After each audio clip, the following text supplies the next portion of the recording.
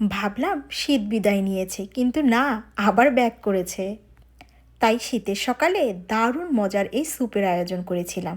এটা ছিল chicken momo soup. তাহলে চলুন শুরু করি। আসসালামু আলাইকুম, সবাইকে নতুন একটা ভিডিওতে স্বাগতম। আমি চিকেনগুলোকে একটু কিমা করে নিচ্ছি। এবারে কিমার মধ্যে সব ধরনের উপকরণগুলো দিয়ে দিচ্ছি।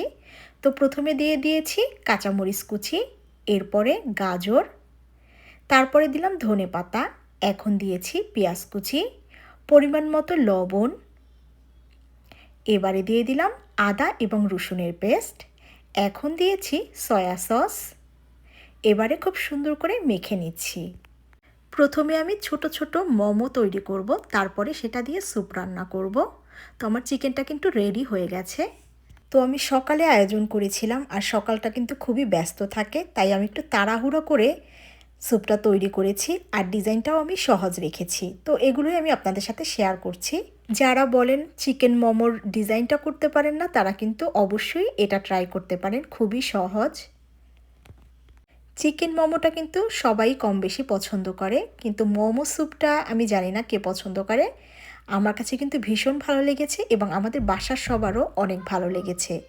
এবারে আমি দিয়ে দিয়েছি tomato sauce, soya sauce, cornflour, আদা কুচি, 2টা ডিমের কুসুম, পরিমাণ মতো লবণ আর লেমন গ্রাস।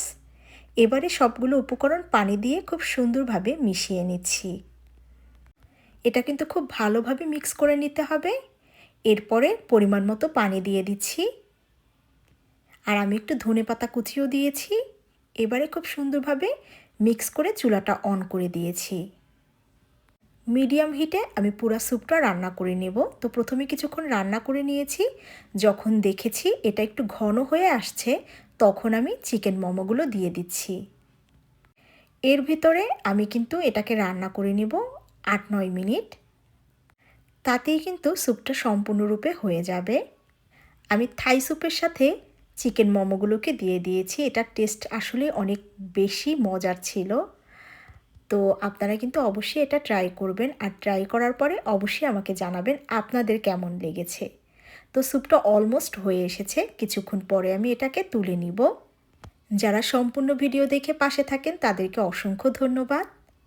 এই যে দেখুন, ঘনত্বটা আমি দেখিয়ে দিচ্ছি, আর মোমোগুলো কিন্তু খুব সুন্দরভাবে সিদ্ধ হয়ে গেছে। আমি একটা উপরে উঠিয়ে ভেঙে দেখেছিলাম। খুবই পুষ্টিকর একটা খাবার, সকালের নাস্তায় কিন্তু আপনারা এটা রাখতে পারেন। অবশ্যই শীতের দিনে, গরমে তো খেতে তেমন একটা ভালো লাগবে না। এবারে আমি একটু পরিবেশন করে নিচ্ছি। যারা ভিডিও সম্পূর্ণ দেখে পাশে ছিলেন তাদেরকে অসংখ্য ধন্যবাদ। দেখতে দেখতে ভিডিওর কোনো পার্ট যদি ভালো লেগে যায় অবশ্যই শেয়ার করে রাখবেন। একটু ধনেপাতা দিয়ে সাজিয়ে নিয়েছি, দেখুন কত সুন্দর হয়েছে, কালারটাও কিন্তু সুন্দর হয়েছে। আজ এ পর্যন্ত, ভালো থাকবেন, দোয়া রাখবেন। আল্লাহ হাফেজ।